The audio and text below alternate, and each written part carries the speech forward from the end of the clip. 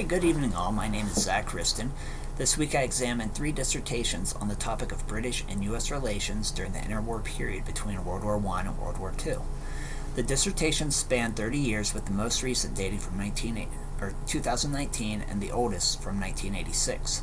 I thought this would allow for an intriguing contrast of sources, methods, and conclusions. Common themes between the 3 dissertations quickly emerged, as all 3 authors favorably viewed individual efforts to improve international relations between the 2 countries, resulting in beneficial personal and professional relationships, intelligence sharing, resources, and outcomes during or in support of war efforts. Johnson and Bamford focused on multiple individual relationships and collaborations for positively affecting Anglo-American relationships. Saucer narrowed his focus to the singular efforts of Lord Kerr's efforts in his role as the British ambassador to the United States from 1939 until his death in 1940. I found all 3 dissertations used a robust collection of primary and secondary sources, both published and unpublished documents. All 3 individuals effectively used physical archives to research their theses. Johnson's 1986 dissertation by far consulted the most sources, with over 20 pages of references supporting his conclusions. Johnson's dissertation was the only one not to use the internet or digital archives due to the age of the paper. Saucer and Bamford both effectively used digital and physical archives to support their research. Beyond governmental records and documents, the authors routinely consulted periodical journals, newspapers, and personal papers to support their ideas. The list of secondary sources contains some of the best scholarly and popular works of nonfiction, memoirs, biographies, histories available at the time of their publication. All 3 authors appeared to adhere to sound historical methodology in their dissertations. The authors exhibited the best characteristics of a historian: honesty, integrity, industry, and sound judgment and objectivity. None of the papers were written from a defined ideological perspective, such as Marxist, feminist, or another system of belief. The dissertations clearly demonstrated both positive and negative aspects of their research subjects and presented the findings objectively to the reader. I would now like to address the content and conclusions of the 3 authors, Johnson, Saucer, and Bamford.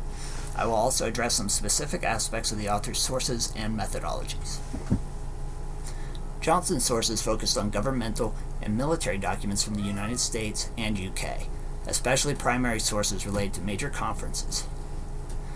In Johnson's notes on sources, he laments the British records, while generally more complete and better organized, lack substantial background information explaining the why and how decisions were reached.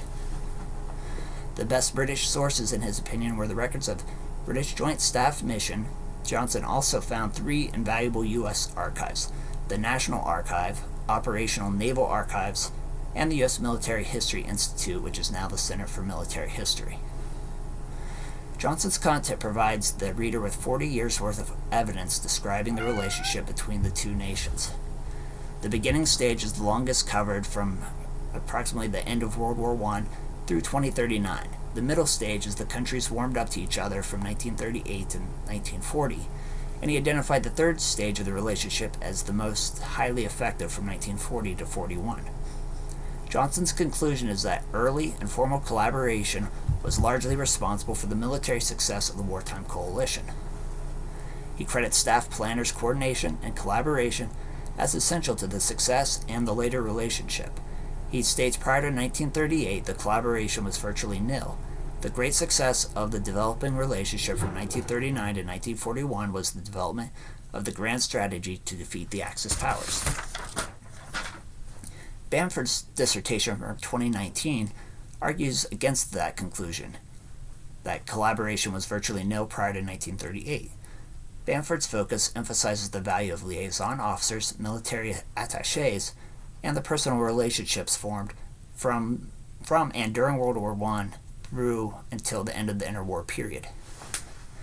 Bamford's content is essentially valuable as a case study of effective military attaché assignments and embassy positions. He often demonstrates that through close personal relationships, the U.S. and British officers were able to share significant aspects of each other's military that was not available to French, Japanese, or German officers during the same time period. Bamford's conclusion is that the personal relationships crafted during the war and sustained through liaison officers and attaché assignments solidified U.S. and UK relations long before World War II commenced. Saussuyer's 2008 dissertation narrowed the focus of personal relations, correlating national relations to the work of Philip Kerr, who served as the British ambassador to the United States from 1939 to 1940. Saussuyer's content addresses Kerr's activities from January 1917 through his death in office in December 1940. Saussuyer's work is frequently critical, not only of Kerr's actions, but of other individuals. Saussuyer's writing presents a fair, balanced, and objective piece of work. Saussure concludes that Kerr was vital to forging the U.S.-UK relationship. Kerr was ideally suited for the fluid and uncertain era when he served as ambassador. His actions and relations were directly responsible for the transformation of U.S. public opinion, brokering the destroyer for bases deal, and setting for the foundations for Lend-Lease policy. Saussure concludes that these three accomplishments are due to Kerr's cultivating strong ties with American interventionists and pro-British groups, his relationship with Churchill, and his willingness to present a frank and dire picture of the British war effort to FDR. By examining these three related dissertations, I was able to study their sources, methodologies, content, and conclusions. All three authors present relevant, logical, and objective evidence to support their arguments based on superior primary, secondary, and tertiary sources. The authors exhibited the ability to effectively use archives to advance the search for good sources of British and U.S. relations during the interwar period of the 20th century. Thank you for joining me on this initial discussion board.